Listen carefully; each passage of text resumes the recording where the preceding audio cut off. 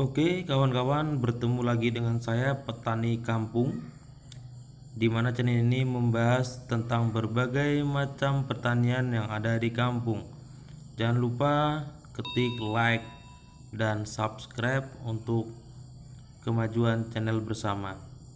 Di mana pada video sebelumnya saya akan membahas tentang pengaruh tanah terhadap tanaman. Makanya silakan simak video ini sampai habis. Ini adalah hasil tanam pertama saya dengan tanah yang tidak diolah dengan pupuk kandang. Jadi intinya adalah kita tidak bisa meninggalkan pupuk kandang. Nampak di sana cabenya kerdil-kerdil, keriting, dan hasilnya tidak sesuai dengan harapan. Ini kemarin saya lakukan karena tanahnya saya lihat masih subur, rumput-rumputnya pun lumayan subur, maka tanah ini hanya saya cangkul. Saya langsung tanam aja dengan cabai, di situ ada terong. Makanya dengan pengalaman itu saya mengambil kesimpulan bahwa dengan tanah yang tidak subur, maka hasil dari tanaman kita pun tidak akan bisa sesuai dengan apa yang kita harapkan. Bisa kita lihat cabai kita, daunnya keriting, batangnya kerdil, buahnya pun keriting. Di sela-selanya ada tanaman terong. Untuk tanaman terong ini karena baru tanam, ini sudah saya beri perlakuan. Untuk tanahnya sudah mulai segar-segar terongnya, karena sebelum terongnya besar maka cabenya akan kita panen dulu, cukuplah untuk bumbu-bumbu dapur. Kerdil memang, tapi bisa sangat membantu. Makanya untuk di perkampungan jangan terlalu mengharapkan hasil yang besar dulu, yang penting kita mau bergerak untuk bercocok tanam supaya bisa membantu perekonomian orang rumah di dapur, sekaligus sambil berolahraga.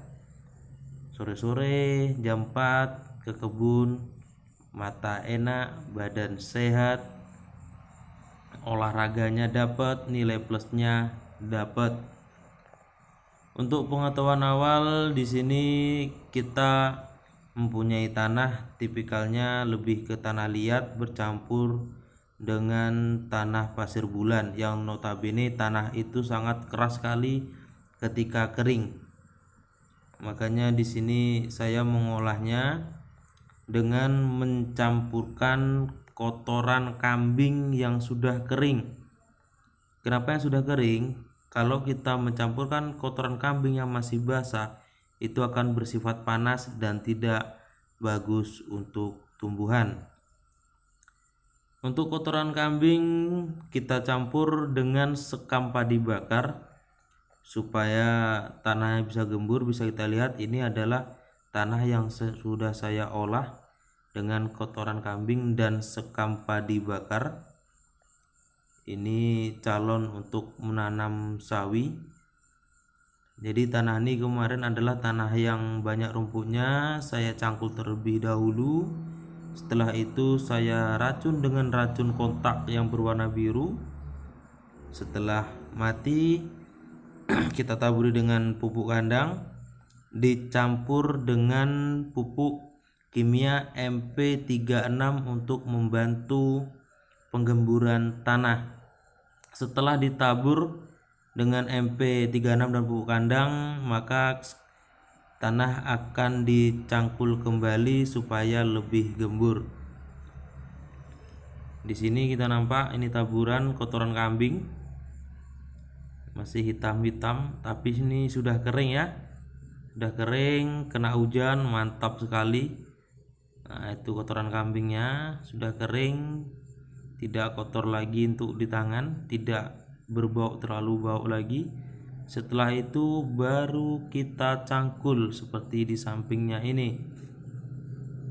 Nah, habis dicangkul kita tunggu beberapa saat, sudah tumbuh nanti rumput-rumput yang kecil, baru kita lakukan penyemprotan ulang untuk rumputnya. Karena kenapa dilakukan penyemprotan ulang? Kita tidak mau nanti ketika sawi kita tumbuh rumput lebih besar daripada sawi. Jadi untuk tanah ini tidak hanya untuk cabai saja, tapi bisa untuk tumbuhan yang lain. Intinya ketika tanah kita subur, maka tanaman kita pun akan subur. Kita tengok hasilnya nanti, bagaimanakah pertumbuhan sawi saya pada media tanam yang sudah diolah terlebih dahulu. Kita nantikan di video selanjutnya, dan jangan lupa klik like and subscribe channel ini supaya kita dapat saling berbagi informasi, berbagi pengalaman berdasarkan hal yang real di lapangan, bukan hanya katanya-katanya. Kita praktek, terjun langsung ke lapangan, kita lakukan, kita nikmati hasilnya. Ketika berhasil bermanfaat bagi orang lain, ketika tidak berhasil biarlah menjadi pengalaman yang paling berharga bagi kita sendiri. Sekian dari saya, salam petani kampung berani bercocok tanam. Terima kasih.